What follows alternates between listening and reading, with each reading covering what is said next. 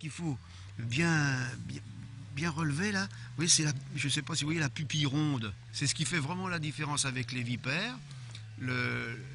La pupille toute ronde, c'est tout à fait indicateur de tout ce qui est couleuvre. Hein. Et puis alors, si vous voulez, au-dessus de la tête, les grosses écailles, là, vous voyez, très grosses écailles sur le dessus de la tête, alors que chez la vipère, ce sont des petites écailles.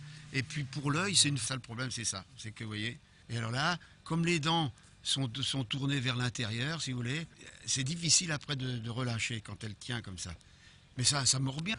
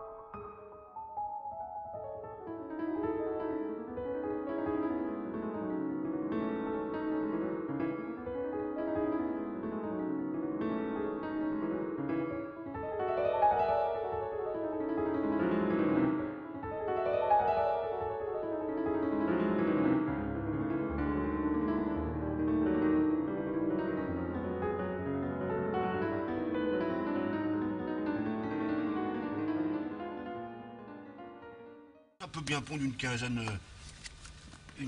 d'œufs, hein. Et puis peut-être en plusieurs fois, c'est pas facile de savoir exactement.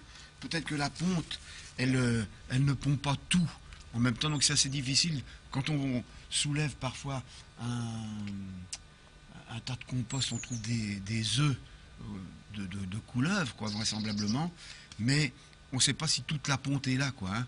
Et c'est pas forcément non plus en chapelet. Il peut y en avoir de déposer dans plusieurs endroits, quoi, dans le tas de fumier, dans le compost, dans une racine d'arbre, enfin dans une souche d'arbre qui est en putréfaction un petit peu.